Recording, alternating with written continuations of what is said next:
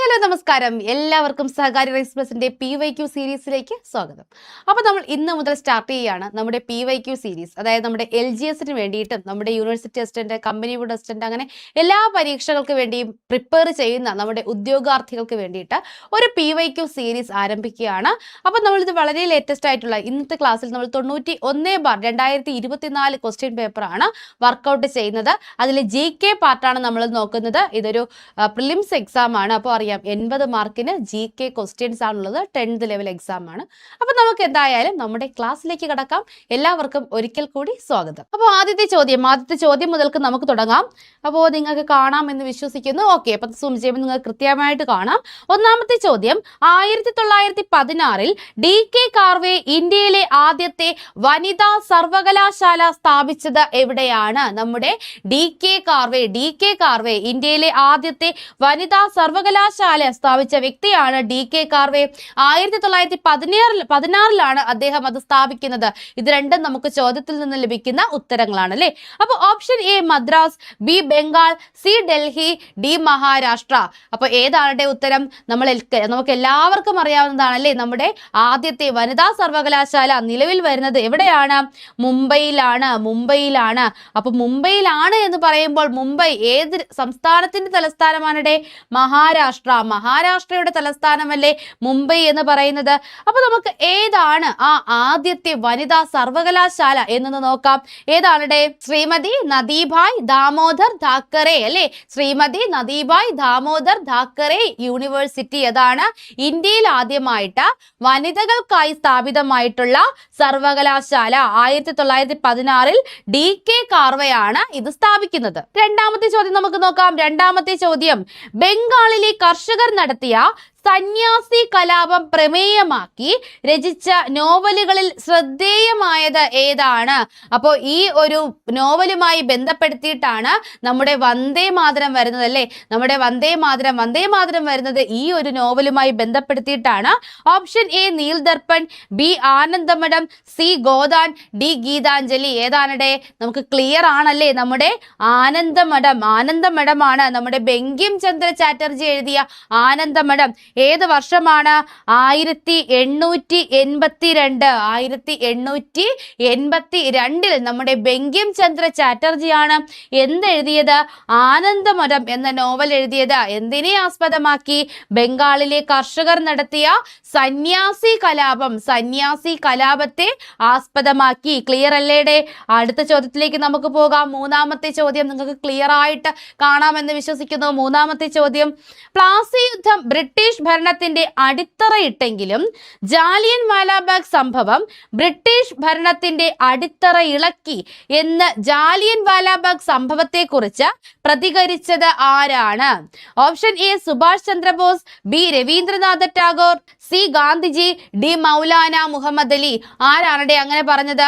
ബ്രിട്ടീഷുകാർ ഇന്ത്യയിലേക്ക് ഒരു ഭരണം സ്ഥാപിക്കുന്നു പ്ലാസി യുദ്ധത്തിലൂടെ. നമ്മുടെ സിറാജുദ്ദൗളയെ പരാജയപ്പെടുത്തിക്കൊണ്ടല്ലേ. പ്ലാസി യുദ്ധമാണ് അവരുടെ ആദ്യത്തെ യുദ്ധം. അപ്പൊ പ്ലാസി യുദ്ധം നമ്മുടെ ബ്രിട്ടീഷ് ഭരണത്തിന്റെ അടിത്തറയിട്ടെങ്കിൽ ജാലിയൻ വാലാബാഗ് കൂട്ടക്കൊല അല്ലെ. ജാലിയൻ വാലാബാഗ് എന്ത് ചെയ്തു? ആ ബ്രിട്ടീഷ് ഭരണത്തിന്റെ അടിത്തറ ഇളക്കി എന്ന് പറഞ്ഞ വ്യക്തി ആരാണ്? നമ്മുടെ മഹാത്മാഗാന്ധി അല്ലേ. നമ്മുടെ മഹാത്മാഗാന്ധിയാണ് ഇങ്ങനെ പറഞ്ഞത്. പ്ലാസി യുദ്ധം ബ്രിട്ടീഷ് ഭരണത്തിന്റെ അടിത്തറ പാകി എങ്കിൽ ജാലിയൻ വാലാബാഗ് സംഭവം ബ്രിട്ടീഷ് ഭരണത്തിന്റെ അടിത്തറ ഇളക്കി എന്ന് പറഞ്ഞത് ആരാണ്? നമ്മുടെ മഹാത്മാഗാന്ധിയാണ്. അടുത്തത് വളരെ സിമ്പിൾ ആയിട്ടുള്ള ചോദ്യം, നമുക്ക് എല്ലാവർക്കും അറിയാം. എന്താണ്? ദേശീയ പ്രസ്ഥാനത്തിന്റെ നഴ്സറി എന്ന് വിശേഷിപ്പിക്കപ്പെടുന്നത്? Option A Bengal, B Delhi, C Bombay, D Bihar. ഏതാണ് നമ്മുടെ ദേശീയ പ്രസ്ഥാനത്തിന്റെ നഴ്സറി? ക്ലിയർ ആണ്. ഏതാണ്? നമ്മുടെ ബംഗാൾ ആണല്ലേ. ഓപ്ഷൻ എ ബംഗാൾ ആണ് ദേശീയ പ്രസ്ഥാനത്തിന്റെ നഴ്സറി എന്നറിയപ്പെടുന്നത്. അഞ്ചാമത്തെ ചോദ്യം നോക്കാം. ദേശീയ സമരകാലത്തെ പ്രധാന പത്രമായ അൽ ഹിലാലിന് നേതൃത്വം നൽകിയ വ്യക്തി ഗോപാലകൃഷ്ണ ഗോഖലെ, മൗലാന അബ്ദുൽ കലാം ആസാദ്, രാജാറാം മോഹൻ റോയ്, മുഹമ്മദ് ഇക്ബാൽ. ആരാണ്? അൽ ഹിലാൽ പത്രം ആരുടേതാണ്? നമ്മുടെ മൗലാന അബ്ദുൽ കലാം ആസാദിന്റേതാണ് അൽ ഹിലാൽ പത്രം. അതുപോലെ നമുക്ക് അൽ അമീൻ പത്രമുണ്ട്. ആരുടേതാണ്? നമ്മുടെ കേരള സുഭാഷ് ചന്ദ്രബോസ് എന്നറിയപ്പെടുന്ന മുഹമ്മദ് അബ്ദുൽ റഹ്മാൻ സാഹിബിന്റേതാണ് എന്ത്? അൽ അമീൻ പത്രം. ഇത് ഏതാണ്? അൽ ഹിലാൽ മൗലാന അബ്ദുൽ കലാം ആസാദ്. Option C. ആറാമത്തെ ചോദ്യത്തിലേക്ക് നമ്മൾ പോകുന്നു. ഇന്ത്യൻ ഭരണഘടനയുമായി ബന്ധപ്പെട്ട് തന്നിരിക്കുന്ന ജോഡികളിൽ തെറ്റായത് ഏത് എന്നാണ് ചോദ്യം. അപ്പോൾ ഒരു തെറ്റ് നമ്മൾ ഇങ്ങനെ കാണുമ്പോൾ അത് റൗണ്ട് ചെയ്തിടുക. കാരണം തെറ്റാണോ ശരിയാണോ നമ്മുടെ ചോദ്യത്തിൽ തന്നിരിക്കുന്നതെന്ന് നമുക്കത് ക്ലിയർ ചെയ്യാനാണ്. അപ്പോൾ ഓപ്ഷൻ എ ആമുഖം ജവഹർലാൽ നെഹ്റു. ബി മൗലികാവകാശങ്ങൾ ഭരണഘടനയുടെ ഭാഗം 2 ഭാഗം 3. സി നിർദ്ദേശക തത്വങ്ങൾ മഹാത്മാഗാന്ധി. ഡി ലക്ഷ്യപ്രമേയം BR അംബേദ്കർ. ഇതിലേതാണ് തെറ്റായിട്ടുള്ളത്? നമുക്ക് നോക്കാം. ആമുഖത്തിന്റെ ശില്പി എന്നറിയപ്പെടുന്നു ആരാണ്? നമ്മുടെ ജവഹർലാൽ നെഹ്റു അല്ലേ? മൗലികാവകാശങ്ങൾ ഭാഗം ഏതാണ്? മൗലികാവകാശങ്ങൾ 3, പൗരത്വം 2, മൗലികാവകാശം 3. അടുത്തത് മാർഗനിർദ്ദേശക തത്വങ്ങൾ ഗാന്ധിജിയുടെ ക്ഷേമ രാഷ്ട്ര സങ്കല്പവുമായി ബന്ധപ്പെട്ടതല്ലേ? നമ്മുടെ രാഷ്ട്രം ഒരു നിയമം എന്താണ് നിർമ്മിക്കുമ്പോൾ എന്തിനടിസ്ഥാനമാക്കി നിർമ്മിക്കണം? മാർഗനിർദ്ദേശക തത്വങ്ങളെ അടിസ്ഥാനമാക്കണം എന്നാണ് നമ്മുടെ മഹാത്മാഗാന്ധി പറഞ്ഞിരിക്കുന്നത് അല്ലേ? അപ്പോൾ അതും ശരിയാണ്. ഓപ്ഷൻ ഡി നോക്കിക്കേ. ലക്ഷ്യപ്രമേയം അവതരിപ്പിക്കുന്നത് ആരാണ്? നമ്മുടെ ജവഹർലാൽ നെഹ്റു അല്ലേടെ ലക്ഷ്യപ്രമേയം അവതരിപ്പിക്കുന്നത്. ആ ലക്ഷ്യപ്രമേയമാണ് പിന്നീട് എന്തായി മാറിയത്? നമ്മുടെ ഭരണഘടനയുടെ ആമുഖമായി മാറിയത് ജവഹർലാൽ നെഹ്റു അവതരിപ്പിച്ച ലക്ഷ്യപ്രമേയമാണ്. അപ്പോൾ ഓപ്ഷൻ ഡി ആണ് ഇവിടെ തെറ്റായിട്ടുള്ളത്. അപ്പോൾ ഓപ്ഷൻ ഡി ആണ് ഇവിടത്തെ ഉത്തരമായി വരുന്നത്. അടുത്ത ഏഴാമത്തെ ചോദ്യത്തിലേക്ക് നമുക്ക് പോകാം. വീണ്ടും ഭരണഘടനയാണ്. ഇന്ത്യൻ ഭരണഘടനയുടെ സവിശേഷത കണ്ടെത്താനാണ് ഏഴാമത്തെ ചോദ്യം. ഒന്നാമത്തേത് ദൃഢവും അയവുള്ളതുമായ ഭരണഘടന. ഇതൊരു സ്റ്റേറ്റ്മെന്റ് ടൈപ്പ് ചോദ്യമാണ്. 1 ദൃഢവും അയവുള്ളതുമായ ഭരണഘടന. 2 ദ്വിമണ്ഡല നിയമനിർമ്മാണ സഭകൾ. 3 സംസ്ഥാനങ്ങൾക്ക് പ്രത്യേക ഭരണഘടന. 4 മാർഗനിർദ്ദേശക തത്വങ്ങൾ. ഇത് വായിക്കുമ്പോൾ തന്നെ നമുക്ക് ക്ലിയർ ആയി. എന്താണ്? 3 സംസ്ഥാനങ്ങൾക്ക് പ്രത്യേക ഭരണഘടന. നമ്മുടെ കേരളത്തിനൊരു ഭരണഘടന ഉണ്ടോടെ? നമ്മൾ ഭരണഘടനാ ദിനമായി ആചരിക്കുന്നു നവംബർ 26. നമ്മുടെ രാജ്യത്തിന് ഒരു ഭരണഘടന ഉണ്ടായ ദിവസമാണല്ലേ? നമ്മുടെ ഭരണഘടനാ നിർമ്മാണ സഭ അംഗീകരിച്ച ദിവസമാണ് നവംബർ 26, 1949 നവംബർ 26 എന്ന് പറയുന്നത്. അപ്പോൾ അന്നേ ദിവസം നമുക്ക് കേരളത്തിനും കൂടി അല്ലേടെ നമ്മുടെ എല്ലാ സംസ്ഥാനങ്ങൾക്കും കൂടി വേണ്ടിയിട്ട് നമ്മുടെ രാജ്യം ഒട്ടാകെ ഒറ്റ ഭരണഘടന. നമ്മൾ കേരള ഭരണഘടന എന്ന് എവിടെയെങ്കിലും കേട്ടിട്ടുണ്ടോ? ഇല്ല അല്ലേ? അപ്പോൾ ഇതില്ല. സംസ്ഥാനങ്ങൾക്ക് പ്രത്യേക ഭരണഘടന ഇല്ല. ദൃഢവും അയവുള്ളതുമായ ഭരണഘടനയാണ്. നമ്മുടെ ഭരണഘടന എന്ത് ചെയ്യാൻ പറ്റും? നമുക്ക് ഭേദഗതി വരുത്താൻ പറ്റും അല്ലേ? ഭേദഗതി നമ്മളതിന്റെ ഭൂരിപക്ഷം നോക്കുമ്പോൾ അല്ലെ നമുക്ക് എന്താണ് ഒരു കേവല ഭൂരിപക്ഷത്തിലൂടെ നമുക്ക് എന്താണ് ഭേദഗതി വരുത്താൻ പറ്റുന്ന ബില്ലുകളുണ്ട്. അതുപോലെ എന്താണ് പ്രത്യേക ഭൂരിപക്ഷം വേണ്ടവയുണ്ട്. അപ്പോൾ അതെന്താണ്? ദൃഢവും അയവുള്ളതുമായതാണ്. ദ്വിമണ്ഡല നിയമനിർമ്മാണ സഭ. നമുക്ക് ലോക്സഭയുമുണ്ട് രാജ്യസഭയുമുണ്ട്. ദ്വിമണ്ഡല നിയമനിർമ്മാണ സഭ. മാർഗനിർദ്ദേശക തത്വങ്ങളില്ലേ? ഉണ്ട്, ഉറപ്പായിട്ടും ഉണ്ട്. 1, 2, 4 1, 2, 4 ആണ് നമുക്കിവിടെ ഉത്തരമായി വരുന്നത്. ഓപ്ഷൻ സി അല്ലെ? ഓപ്ഷൻ സി ആണ് ഇവിടത്തെ ഉത്തരം. അപ്പോൾ എട്ടാമത്തെ ചോദ്യത്തിലേക്ക് നമ്മൾ കടക്കുന്നു. എട്ടാമത്തെ ചോദ്യം എന്താണ്? എട്ടാമത്തെ ചോദ്യം നമുക്ക് നോക്കാം. താഴെ തന്നിരിക്കുന്ന പ്രസ്താവനകൾ ഇന്ത്യയിലെ ഏത് ഭരണഘടനാ സ്ഥാപനത്തിന്റെ ചുമതലകളെ സൂചിപ്പിക്കുന്നു? അപ്പോൾ കുറച്ച് സ്റ്റേറ്റ്മെന്റ് തന്നിട്ടുണ്ട്, കുറച്ച് സവിശേഷതകൾ തന്നിട്ടുണ്ട്. അത് എന്തുമായി ബന്ധപ്പെട്ടതാണ് എന്നതാണ് ഇവിടത്തെ നമ്മുടെ ചോദ്യം. ഒന്നാമത്തെ സ്റ്റേറ്റ്മെന്റ്, ഇംപീച്ച്മെന്റ് നടപടിക്രമങ്ങളിൽ ജുഡീഷ്യൽ അധികാരിയായി പ്രവർത്തിക്കുന്നു. ജുഡീഷ്യൽ അധികാരിയായി പ്രവർത്തിക്കണമെങ്കിൽ നിയമം അറിയാവുന്ന ഒരു സ്ഥാപനം അല്ലെങ്കിൽ ഒരു വ്യക്തി ആയിരിക്കണം അല്ലേ? ജുഡീഷ്യൽ അധികാരിയായി പ്രവർത്തിക്കുക. രാഷ്ട്രപതി ഉപരാഷ്ട്രപതി തിരഞ്ഞെടുപ്പിൽ പങ്കാളിയാവുക. ഭരണഘടന ഭേദഗതി പരിഗണിക്കലും അംഗീകരിക്കലും. ഭരണഘടനയുടെ ഭേദഗതിയെ പരിഗണിക്കുകയും അംഗീകരിക്കുകയും ചെയ്യുക. നമ്മുടെ രാഷ്ട്രം നിർമ്മിക്കുന്ന ഓരോ നിയമവും അല്ലെ, അതിനെന്തെങ്കിലുമൊക്കെ ആർഗ്യുമെന്റ്സ് ഉണ്ടായാൽ അത് പരിശോധിക്കുക. ആരാണ് നമ്മുടെ? ഓപ്ഷൻ എ നിയമനിർമ്മാണ സഭ, ബി പാർലമെന്റ്, സി സുപ്രീം കോടതി, ഡി തിരഞ്ഞെടുപ്പ് കമ്മീഷൻ. ഇവിടെ നിയമവുമായി ബന്ധപ്പെട്ട ഒന്നേ ഉള്ളൂ, ക്ലിയർ കട്ട്. എന്താണ്? നമ്മുടെ സുപ്രീം കോടതി. നമ്മുടെ സുപ്രീം കോടതി. ഓപ്ഷൻ സി ആണ് ഇവിടത്തെ ഉത്തരമായി വരുന്നത്. അപ്പൊ 8 ചോദ്യങ്ങൾ നമ്മൾ കവർ ചെയ്ത് കഴിഞ്ഞു. അടുത്ത ചോദ്യത്തിലേക്ക് നമുക്ക് പോകാം. 9ാമത്തെ ചോദ്യം താഴെ തന്നിരിക്കുന്നവയിൽ നിന്ന് മൗലികാവകാശങ്ങൾ കണ്ടെത്തുക. നമ്മുടെ രാജ്യം നമുക്ക് ചില മൗലികാവകാശങ്ങൾ നൽകുന്നുണ്ടല്ലേ, അവ കണ്ടെത്താനാണ് നമ്മുടെ ഈ ചോദ്യം. ഒന്നാമത്തേത് സാംസ്കാരികവും വിദ്യാഭ്യാസപരവുമായ അവകാശം, 2 മതസ്വാതന്ത്ര്യത്തിനുള്ള അവകാശം, 3 സൗജന്യ നിയമസഹായം, 4 ലഹരി വസ്തുക്കളുടെ നിരോധനം. ഇതിൽ ഏതൊക്കെയാണ്? കാണുമ്പോൾ തന്നെ നമുക്കറിയാം ഏതൊക്കെയാണ്. Option A 1, 3, B 1, 2, C 3, 4, D 2, 3. ഏതൊക്കെയാണ് നമ്മുടെ മൗലിക അവകാശങ്ങൾ? നമുക്ക് സൗജന്യ നിയമസഹായം ആരെങ്കിലും തന്നില്ലെങ്കിൽ നമുക്ക് അവരെ കുത്തിന് പിടിച്ച് വാങ്ങാൻ പറ്റുമോ? എൻ്റെ മൗലിക അവകാശമാണെന്ന് പറഞ്ഞ്. മൗലിക അവകാശമാണെങ്കിൽ നമുക്കത് കോടതിയിൽ പോകാം അല്ലേ? അപ്പൊ അതെന്തല്ല, അതൊരു മൗലിക അവകാശമല്ല. നമുക്ക് പറ്റാത്തവർക്ക് നമ്മുടെ രാജ്യം അങ്ങനെ ഒരു ഓഫർ നൽകുന്നുണ്ട് അല്ലെ, ഒരു ഓഫർ നൽകുന്നുണ്ട്. പക്ഷെ അത് നമുക്ക് നിയമം വഴി നമുക്ക് സ്ഥാപിച്ചെടുക്കാൻ കഴിയുന്നതല്ല. ലഹരി വസ്തുക്കളുടെ നിരോധനം, അതും എന്തല്ല, നമുക്ക് കുത്തിന് പിടിച്ച് നിരോധിക്കാൻ പറ്റുമോ? അല്ലെങ്കിൽ ഇത് വിൽക്കരുത്, ഞാൻ അത് കണ്ടു, എൻ്റെ കൺമുന്നിലൂടെ അത് ഉപയോഗിക്കരുത്, എൻ്റെ മൗലികാവകാശത്തെ നിങ്ങൾ ലംഘിച്ചു എന്ന് നമുക്ക് പറയാൻ പറ്റുമോ? ഇല്ല. പക്ഷെ നമുക്ക് സാംസ്കാരികവും വിദ്യാഭ്യാസപരവുമായ അവകാശം നമ്മുടെ ഭരണഘടന നിഷ്കർഷിക്കുന്നുണ്ട്. അതുപോലെ നമുക്ക് മതസ്വാതന്ത്ര്യത്തിനുള്ള അവകാശവും ഉണ്ട് അല്ലേ? അപ്പോൾ 1ഉം 2ഉമാണ് ഇവിടെ ശരിയായിട്ട് വരുന്നത്. അത് ഏത് ഓപ്ഷനാണ്? Option B 1, 2. ക്ലിയർ ആയില്ലേ?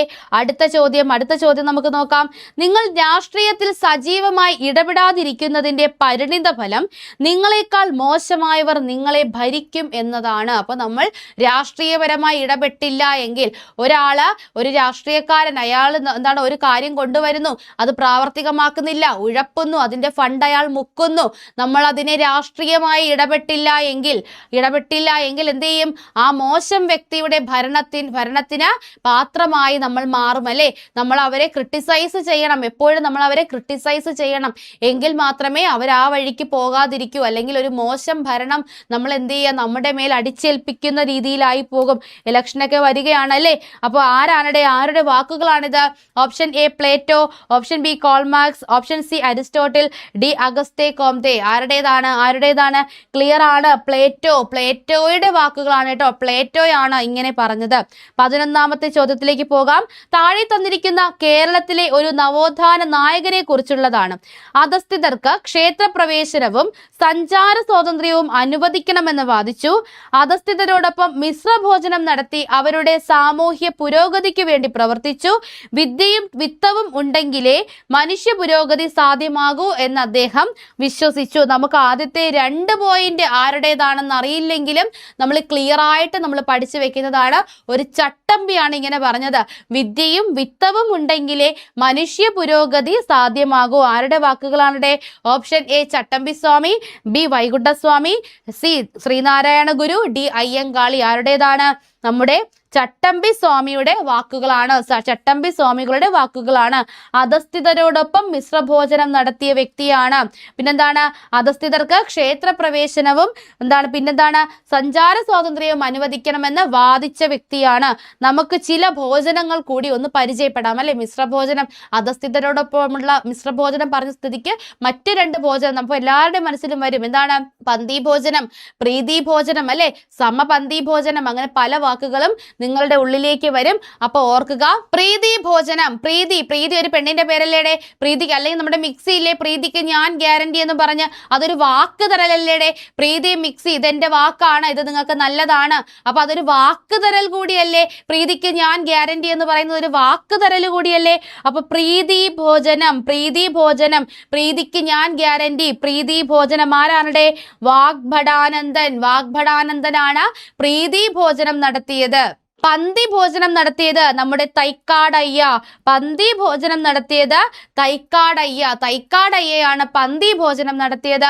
അത് സമപന്തി ഭോജനം എന്നാകുമ്പോൾ ഒരു വൈകുണ്ഠം, ഒരു കുണ്ട്, എന്താ പറയുന്നത്, മറ്റേ അഗ്നികുണ്ഡം ഇല്ലേ, ആ അഗ്നികുണ്ഡത്തിന് മുന്നിൽ ഇരിക്കുന്ന എല്ലാവരും ആ അഗ്നിക്ക് സമമല്ലേടെ, ആ അഗ്നിക്ക് സമമല്ലേ, അഗ്നിക്ക് ആരും വലുതെന്നോ ചെറുതെന്നോ ഇല്ലല്ലോ. അപ്പൊ ആ ഒരു അഗ്നികുണ്ഡത്തിന് മുന്നിലിരിക്കുന്ന എല്ലാവർക്കും ആ അഗ്നി സമമായിട്ടുള്ള കരുതലാണ് നൽകുന്നത് അല്ലേ. അപ്പൊ സമപന്തി ഭോജനം ചോദിച്ചു കഴിഞ്ഞാൽ ആരാണ്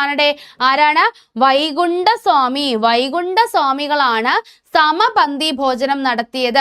അത് കഴിഞ്ഞ് നമ്മുടെ മിശ്ര ഭോജനം നമുക്കറിയാം. 1917 നമ്മുടെ സഹോദരൻ അയ്യപ്പനാണ് മിശ്ര ഭോജനം നടത്തിയത്. ഇത്രയും ഭോജനങ്ങളാണ് നമുക്കുള്ളത്. സെറ്റല്ലേടെ അടുത്ത ചോദ്യത്തിലേക്ക് നമ്മളിതേ പോകുന്നു. അടുത്ത ചോദ്യം എന്താണ്?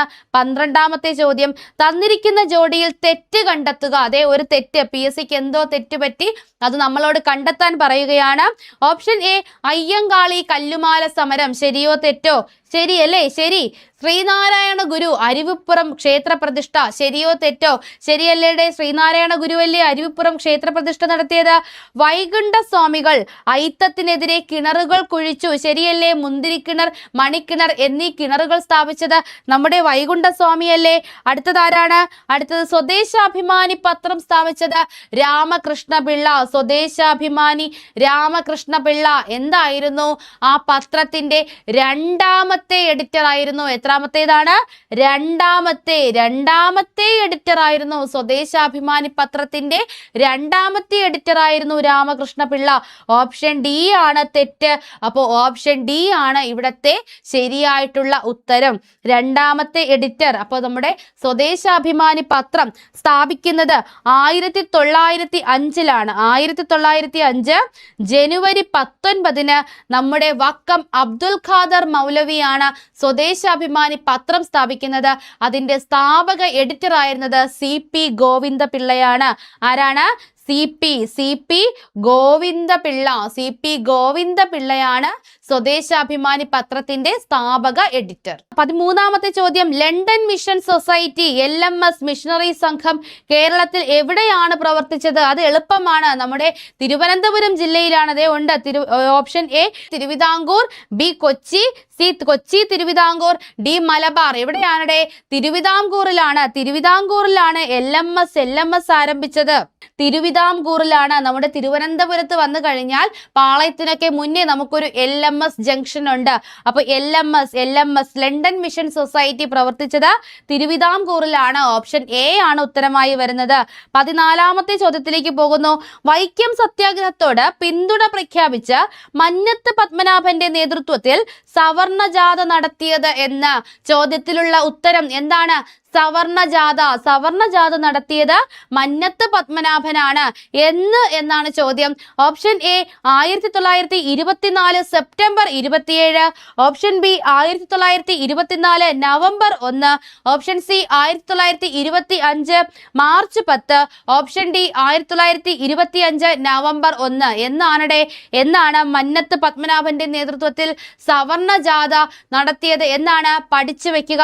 Option B 1924 November 1. 1924 November 1 Vaikom സത്യാഗ്രഹത്തിന് പിന്തുണ നൽകിക്കൊണ്ട് മന്നത്ത് പത്മനാഭന്റെ നേതൃത്വത്തിൽ സവർണ ജാഥ നടത്തിയത്. സവർണ ജാഥ 1924 നവംബർ 1. അടുത്ത നമ്മുടെ 15ാമത്തെ ചോദ്യത്തിലേക്ക് പോകുന്നു. 1.25 കോടി മലയാളികൾ എന്ന ഗ്രന്ഥത്തിന്റെ രചയിതാവ് കണ്ണടച്ചുകൊണ്ട് നമ്മൾ പറയുമല്ലേ. Option A EMS, B NV Krishna Warrier, C AV Kuttimalu Amma, D Accamma Cherian. ആരാണ്? കണ്ണടച്ചുകൊണ്ട് നമ്മൾ പറയും. ഓപ്ഷൻ എ EMS നമ്പൂതിരിപ്പാടല്ലേ, EMS ആണ്. 16ാമത്തെ ചോദ്യം. 2024 നിലവിൽ വന്ന ലോകസഭ എത്രാമത്തേതാണ്? എത്രാമത്തെ ലോകസഭയാണ് 2024 നിലവിൽ വന്നത്? ഇപ്പോഴും നിലവിലുള്ളത് എത്രാമത്തെ ലോകസഭയാണ്? എത്രാമത്തേതാണ്? Option A 16, B 17, C 18, D 19. എത്രാമത്തേതാണ്? പഠിച്ചു വെക്കുക. 18ാമത് ലോക്സഭയാണ് 2024 നിലവിൽ വന്നത്. 17ാമത്തെ ചോദ്യം. ഇപ്പോഴത്തെ കേന്ദ്ര വിദ്യാഭ്യാസ മന്ത്രി അത് ആര്? Option A Pralhad Joshi, B Dharmendra Pradhan, C Piyush Goyal, option D Shivraj Singh Chouhan. ആരാണ് നമ്മുടെ നിലവിലെ വിദ്യാഭ്യാസ മന്ത്രി? വിദ്യാഭ്യാസമുള്ളവൻ ധർമ്മം മാത്രമേ പ്രവർത്തിക്കൂ. വിദ്യാഭ്യാസമുള്ളവൻ ധർമ്മം മാത്രമേ പ്രവർത്തിക്കൂ. ആരാണ്? Option B Dharmendra Pradhan. വിദ്യാഭ്യാസമുള്ളവൻ ധർമ്മം മാത്രമേ പ്രവർത്തിക്കൂ. അങ്ങനെയെങ്കിൽ മറ്റുള്ളവർ ആരാണെന്ന് കൂടി നമുക്കൊന്ന് പരിചയപ്പെട്ടു പോകാം. പ്രഹ്ലാദ് ജോഷി. പ്രഹ്ലാദ് ജോഷി നമുക്ക് ആഹാരം കഴിക്കാൻ കിട്ടുമ്പോഴാണ് നമുക്കൊരു ആഹ്ലാദം ഉണ്ടാകുന്നത് അല്ലെ? പ്രഹ്ലാദ് ജോഷി ഭക്ഷ്യ ഉപഭോക്തൃകാര്യ വകുപ്പ് മന്ത്രി. ഏതാണ്? ഭക്ഷ്യ ഉപഭോക്തൃകാര്യ വകുപ്പ് മന്ത്രിയാണ് പ്രഹ്ലാദ് ജോഷി. അടുത്തത് പീയൂഷ് ഗോയൽ. പീയൂഷ് ഗോയൽ വാണിജ്യ മന്ത്രിയാണ്. വാണിജ്യ വ്യവസായ മന്ത്രിയാണ്. ആര്? നമ്മുടെ പീയൂഷ് ഗോയൽ. അടുത്തത് ശിവരാജ് സിംഗ് ചൗഹാൻ. ശിവരാജ് സിംഗ് ചൗഹാൻ. ശിവരാജ് സിംഗ് ചൗഹാൻ എന്താണ്? കൃഷി, കർഷക ക്ഷേമം, അതുപോലെ ഗ്രാമീണ വികസനം. എന്താണ്? ശിവരാജ് സിംഗ് കൃഷി, കർഷക ക്ഷേമം, അതുപോലെ ഗ്രാമീണ വികസന വകുപ്പ് മന്ത്രിയാണ് ശിവരാജ് സിംഗ് ചൗഹാൻ എന്ന് പറയുന്നത്. അപ്പൊ നമ്മൾ 4 വകുപ്പ് മന്ത്രിമാരെ സെറ്റായിട്ട് പഠിച്ചു വെച്ചിട്ടുണ്ട്. 18ാമത്തെ ചോദ്യത്തിലേക്ക് പോകുന്നു. താഴെ കൊടുത്തിരിക്കുന്നവയിൽ പഞ്ചശീല തത്വങ്ങളുമായി ബന്ധമില്ലാത്ത പ്രസ്താവന. ഒരു ബന്ധവുമില്ലാത്ത പ്രസ്താവനയാണ് നമ്മളോട് ചോദിച്ചിരിക്കുന്നത്. ഒന്നാമത്തെ സ്റ്റേറ്റ്മെന്റ് 1954 ചൈനയുമായി അതിർത്തി തർക്കം ഉണ്ടായപ്പോൾ ഇന്ത്യ ചൈനയുമായി ഒപ്പുവെച്ച കരാറാണ് എന്ന് പറയുന്നു. രണ്ടാമത്തേത് ഇരു രാജ്യങ്ങളുടെയും അതിർത്തിയും പരമാധികാരവും പരസ്പരം അംഗീകരിക്കുക എന്നത് ഇതിലെ പ്രധാന തത്വമാണ്. മൂന്നാമത്തെ സ്റ്റേറ്റ്മെന്റ് ലാൽ ബഹദൂർ ശാസ്ത്രിയും മുഹമ്മദ് അയ്യൂബ് ഖാനുമാണ് കരാറിൽ ഒപ്പുവെച്ചത്. നാലാമത്തേത് ജവഹർലാൽ നെഹ്റുവും ചൗവൻലായുമാണ് പഞ്ചശീല തത്വങ്ങളിൽ ഒപ്പുവെച്ചത്. ഏതാണടെ ഇതിലെ ബന്ധമില്ലാത്ത പ്രസ്താവന? ഓപ്ഷൻ എ 1, 3, ബി 2, 4, സി 3 മാത്രം, ഡി 4 മാത്രം. ഏതൊക്കെയാണ് ഇതിൽ ബന്ധമില്ലാത്തത്? 1954 ചൈനയുമായി അതിർത്തി തർക്കമുണ്ടായപ്പോൾ ഇന്ത്യയും ചൈനയുമായി ഒപ്പുവെച്ച കരാറല്ലേ നമ്മുടെ പഞ്ചശീല തത്വങ്ങൾ ആണ്. ഇരു രാജ്യങ്ങളുടെയും അതിർത്തിയും പരമാധികാരവും പരസ്പരം അംഗീകരിക്കുകയാണ് ഈ തത്വം വഴി ചെയ്തത്. ശരിയല്ലേടെ? അതും ശരിയാണ്. ലാൽ ബഹദൂർ ശാസ്ത്രിയും മുഹമ്മദ് അയ്യൂബ് ഖാനുമാണ് ഈ കരാറിൽ ഒപ്പുവെച്ചത്. ശരിയാണോ? അത് ശരിയല്ല, അത് തെറ്റാണല്ലേ? തെറ്റാണ്. ജവഹർലാൽ നെഹ്റുവും ചൗവൻലായുമാണ് പഞ്ചശീല തത്വങ്ങളിൽ ഒപ്പുവെക്കുന്നത്. അപ്പോൾ ഇതിൽ ബന്ധമില്ലാത്തത് ഓപ്ഷൻ സി 3 മാത്രം. സെറ്റല്ലേടെ? 19ാമത്തെ ചോദ്യത്തിലേക്ക് നമ്മൾ പോകുന്നു. താഴെ കൊടുത്തിരിക്കുന്നവയെ കാലഗണനയനുസരിച്ച് ക്രമീകരിക്കുക. ഒന്നാമത്തേത് ഇന്ത്യൻ ദേശീയ ബഹിരാകാശ ഗവേഷണ സമിതി നിലവിൽ വന്നു. അതായത് എന്താണ് ഇന്ത്യൻ ദേശീയ ബഹിരാകാശ ഗവേഷണ സമിതി? നമ്മുടെ ഇൻകോസ്പാർ ആണ്. ഇൻകോസ്പാർ എന്നാ നിലവിൽ വന്നത്? 1962 ഇൻകോസ്പാർ നിലവിൽ വരുന്നത്. രണ്ടാമത്തേത് ഇന്ത്യൻ ദേശീയ ബഹിരാകാശ സംഘടന, നമ്മുടെ ISRO 1969 ഓഗസ്റ്റ് 15. മൂന്നാമത്തേത് ആര്യഭട്ട എന്നാ വിക്ഷേപിച്ചത്? 1975 ആര്യഭട്ട വിക്ഷേപിക്കുന്നത്. അടുത്തത് ചന്ദ്രയാൻ ദൗത്യം എന്നാണ് 2008 അല്ലെ? 2008 ഒക്ടോബർ 22 നമ്മുടെ ചന്ദ്രയാൻ 1 വിക്ഷേപിക്കുന്നത്. 1975 ഏപ്രിൽ 19 എന്ത് വരുന്നത്? നമ്മുടെ ആര്യഭട്ട. അപ്പൊ ഇത് ഏകദേശം എല്ലാം ക്ലിയർ അല്ലേ കിടക്കുന്നത്? കാലഗണന അനുസരിച്ച് 62, 69, 75, 2008 കറക്റ്റ് ആയിട്ട് തന്നെ തന്നിരിക്കുന്നു. 1, 2, 3, 4 ആണ് ശരിയായിട്ടുള്ളത്. 1, 2, 3, 4 എന്ന ഒരു ക്രമം വന്നേക്കുന്നത് ഓപ്ഷൻ എ ആണ്.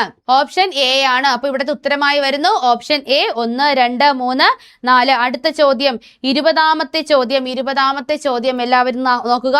സ്വാതന്ത്ര്യാനന്തര ഇന്ത്യയിലെ പ്രധാന ഇരുമ്പുരുക്ക് ശാലകളും അവ രൂപീകരിക്കാൻ സഹായിച്ച രാജ്യങ്ങളുമാണ് താഴെ കൊടുത്തിരിക്കുന്നത്. ഇതിൽ തെറ്റായ ജോഡി ഏത് എന്നാണ് നമ്മുടെ ചോദ്യം. ഒന്നാമത്തേത് ഭിലായി സോവിയറ്റ് യൂണിയൻ, രണ്ടാമത്തേത് Rourkela Germany, 3 Durgapur Britain, 4 Bokaro France. അപ്പൊ ഒന്ന് നോക്കണേടെ. ഭിലായി നമ്മൾ എന്താ പഠിക്കുന്നത്? ചബീറ എന്ന് നിങ്ങൾ പഠിച്ചിട്ടുണ്ടോ? ചബീറ ഛത്തീസ്ഗഡ്, ഭിലായി റഷ്യ, സഹായം റഷ്യ, സോവിയറ്റ് യൂണിയൻ ശരിയാണ്. റൂർക്കേല ജർമ്മനി നമ്മൾ എന്തത് പഠിക്കും? ഒറൂജ ഒഡീഷ, റൂർക്കേല ജർമ്മനി, ഒഡീഷയിലാണ് റൂർക്കേല, ജർമ്മനി സഹായം ശരിയാണ്. അടുത്ത നമ്മൾ പഠിക്കും എന്താണ്? പദുബ്രി. എന്താ പഠിക്കുന്നേ?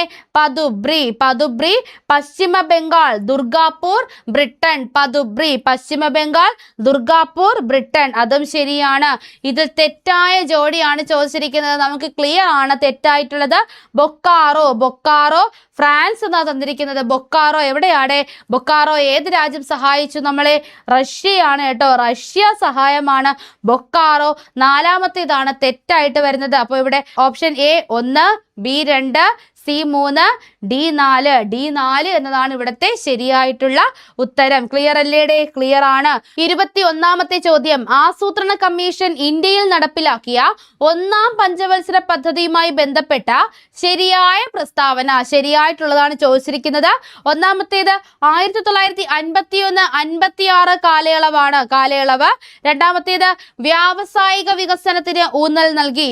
3ാമത്തെ സ്റ്റേറ്റ്മെന്റ് കാർഷിക മേഖലയുടെ സമഗ്ര വികസനത്തിന് ഊന്നൽ നൽകി. 4ാമത്തേത് ഹരോൾഡ് ഡോമർ മാതൃക. ഇതിൽ ഏതൊക്കെയാണ് ശരിയായിട്ടുള്ളത് എന്നാണ് നമ്മുടെ ചോദ്യം. Option A 1, 2, 3, option B 1, 3, 4, option C 2, 3, 4, option D എല്ലാം ശരിയാണ്. അപ്പോൾ ഓപ്ഷനുകൾ നോക്കുമ്പോൾ നമുക്ക് മനസ്സിലാകുന്നത് ഒന്നുകിൽ ഏതോ ഒരെണ്ണം തെറ്റല്ലേ, ഏതോ ഒരെണ്ണം മാത്രം തെറ്റ്, ബാക്കി 3ഉം ശരി, അല്ലെങ്കിൽ എല്ലാം ശരി. ഇതാണ് നമുക്ക് ഓപ്ഷൻസ് കാണുമ്പോൾ മനസ്സിലാകുന്നത്. അപ്പോൾ അത് മനസ്സിലാകുമ്പോൾ തന്നെ നമ്മുടെ ഉത്തരത്തിൽ നമ്മൾ എത്തിക്കഴിഞ്ഞു അല്ലേ. നമുക്കറിയാം 51-56 ആണ് 1ാം പഞ്ചവത്സര പദ്ധതി. ശരിയാണ്. വ്യാവസായിക പദ്ധതിയാണോ? എന്താണ്? കാർഷിക പദ്ധതിയാണല്ലേ. നമ്മുടെ 1ാം പഞ്ചവത്സര പദ്ധതി ഒരു കാർഷിക പദ്ധതിയാണ്. അപ്പൊ 2 ആണ് തെറ്റായിട്ടുള്ളത്. അപ്പൊ 1, 3, 4 ശരി. എവിടെ 1, 3, 4? ഓപ്ഷൻ ബി 1, 3, 4 ശരി എന്നതാണ് നമ്മുടെ ഇവിടുത്തെ ശരിയായിട്ടുള്ള ഉത്തരം. അടുത്ത ചോദ്യം 22ാമത്തെ ചോദ്യം. അണക്കെട്ടുകൾ ഇന്ത്യയുടെ വികസനത്തിന്റെ മഹാക്ഷേത്രങ്ങളാണ് എന്ന് പറഞ്ഞത് ആരെന്നാണ് നമ്മുടെ ചോദ്യം. Option A doctor Rajendra Prasad, B Jawaharlal Nehru, C MS Swaminathan, D Sardar Vallabhbhai Patel. ആരാണ് അങ്ങനെ പറഞ്ഞത്? നമ്മുടെ ഇന്ത്യയുടെ ആദ്യത്തെ പ്രധാനമന്ത്രി ജവഹർലാൽ നെഹ്റു ആണ്. അദ്ദേഹത്തിന്റെ വാക്കുകളാണ്. അണക്കെട്ടുകൾ ഇന്ത്യയുടെ വികസനത്തിന്റെ മഹാക്ഷേത്രങ്ങളാണ്. 23ാമത്തെ ചോദ്യത്തിലേക്ക് പോകുന്നു. നീതി ആയോഗിന്റെ നിലവിലെ വൈസ് ചെയർമാൻ ആരാണ്? നീതി ആയോഗിന്റെ നിലവിലെ vice chairman. Option A Suman Bery, B Narendra Modi, C Arvind Panagariya, D BVR Subrahmanyam. ആരാണ് നമ്മുടെ നീതി ആയോഗിന്റെ നിലവിലെ വൈസ് ചെയർമാൻ? നീതി ആയോഗിന്റെ ചെയർമാൻ എപ്പോഴും നമ്മുടെ പ്രധാനമന്ത്രിയാണ്. വൈസ് ചെയർമാൻ നിലവിലേത്? Option A Suman Bery. ആരാണ്? ഓപ്ഷൻ എ സുമൻ ബെറിയാണ് നീതി ആയോഗിന്റെ നിലവിലെ വൈസ് ചെയർമാൻ. അടുത്ത ചോദ്യം 24ാമത്തെ ചോദ്യം. ചന്ദ്രയാൻ 3 പേടകം ചന്ദ്രന്റെ ദക്ഷിണ ധ്രുവത്തിൽ ഇറങ്ങിയതെന്ന്. അത് നമ്മൾ എപ്പോഴും പഠിക്കുന്നതാണല്ലേ. അതുമായി ബന്ധപ്പെട്ട് നമ്മൾ ഒരു ഡേ തന്നെ നമ്മൾ ആഘോഷിക്കുന്നുണ്ടല്ലേ. നമ്മുടെ ദേശീയ ബഹിരാകാശ ദിനം അല്ലെ. ദേശീയ ബഹിരാകാശ ദിനം. Option A 2023 August 14, option B 2023 August 16, option C 2023 August 21, option D 2023 August 23. എന്നാണ് നമുക്ക് എല്ലാവർക്കും അറിയാം. ഓഗസ്റ്റ് 23 നമ്മുടെ ദേശീയ ബഹിരാകാശ ദിനം. ദേശീയ ബഹിരാകാശ ദിനം.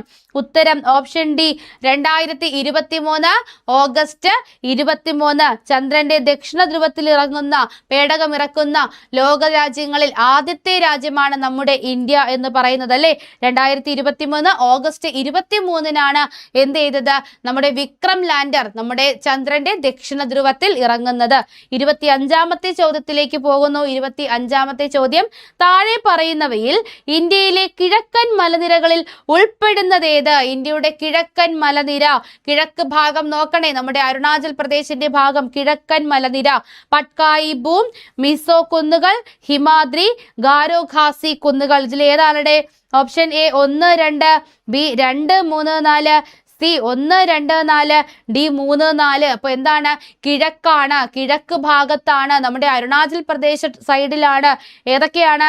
പട്കായി ബൂം വരുന്നുണ്ട്, മിസോ കുന്നുകൾ വരുന്നുണ്ട്, ഖാസി ഗാരോ കുന്നുകളും വരുന്നുണ്ട്. വരാത്തത് ഏതാണ്? നമ്മുടെ ഹിമാദ്രി, ഹിമാലയത്തിന്റെ ഭാഗമായിട്ടുള്ള ഹിമാദ്രി അല്ലേ? അത് നമ്മുടെ പടിഞ്ഞാറ് ഭാഗത്തുനിന്ന് തുടങ്ങി നമ്മുടെ കിഴക്ക് ഭാഗത്തോട്ട് പോകുന്നതല്ലേ? അപ്പൊ അങ്ങ് എത്തുന്നില്ല അല്ലേ? അപ്പൊ നമ്മുടെ കിഴക്കൻ മലനിരകൾ നമുക്ക് ക്ലിയർ ആണ് അല്ലേ? ഏതൊക്കെയാണ്? പട്കായി ബൂം, മിസോ കുന്നുകൾ, ഖാസി ഗാരോ കുന്നുകൾ. ഹിമാദ്രി തെറ്റായിട്ടുള്ളൊരു ഓപ്ഷൻ ആണ്. അപ്പൊ ഇവിടെ ഉത്തരമായി വരുന്നു 1, 2, 4 ഓപ്ഷൻ സി. ക്ലിയർ അല്ലേടെ? അടുത്ത ചോദ്യം, ഇന്ത്യയുടെ പടിഞ്ഞാറൻ തീര സമതലവുമായി ബന്ധപ്പെട്ട ശരിയായ പ്രസ്താവന. ഇന്ത്യയുടെ പടിഞ്ഞാറൻ തീര സമതലം എന്ന് പറയുമ്പോൾ നമ്മുടെ കൊങ്കൺ തീരം അല്ലേ? നമ്മുടെ അറബിക്കടലിന്റെ ഭാഗം, നമ്മുടെ കേരളമൊക്കെ ഭാഗമായിട്ട് വരുന്ന ഭാഗം, ആ ഒരു ഭാഗം. ഒന്നാമത്തെ സ്റ്റേറ്റ്മെന്റ്, റാൻ ഓഫ് കച്ച് മുതൽ കന്യാകുമാരി വരെ. 2, ഡെൽറ്റ രൂപീകരണം നടക്കുന്നു. 3, കായലുകളും അഴിമുഖങ്ങളും കാണപ്പെടുന്നു. 4, താരതമ്യേന വീതി കൂടുതലാണ്. നമ്മുടെ തീരസമതലം, പടിഞ്ഞാറൻ തീരസമതലത്തെ പറ്റിയാണ് ചോദിച്ചിരിക്കുന്നത്. പടിഞ്ഞാറൻ തീരസമതലത്തെ പറ്റി ശരിയല്ലാത്തതാണ് ഇവിടെ ചോദിച്ചിരിക്കുന്നത്. റാൻ ഓഫ് കച്ച് മുതൽ കന്യാകുമാരി വരെ ശരിയല്ലേ? റാൻ ഓഫ് കച്ച് മുതൽ കന്യാകുമാരി വരെ വളരെ വളരെ ശരിയാണ്. ഡെൽറ്റ രൂപീകരണം നടക്കുന്നു. ഡെൽറ്റ രൂപീകരണം നടക്കുന്നുണ്ടോ? ഡെൽറ്റ രൂപീകരണം നടക്കുന്നുണ്ടോ? അതായത് നമുക്ക് കൃത്യമായിട്ടറിയാം, നമ്മുടെ സുന്ദർബൻസ് ഡെൽറ്റ അതൊക്കെ എവിടെയാണ്? വെസ്റ്റ് ബംഗാളിലാണ്. അത് നമ്മുടെ കിഴക്കൻ തീര സമതലവുമായി ബന്ധപ്പെട്ടാണ് വരുന്നത് അല്ലേ? അവിടേക്കാണ് നദികൾ കൂടുതൽ ദൂരത്തു നിന്നും ഒഴുകി എത്തിച്ചേരുന്നത്.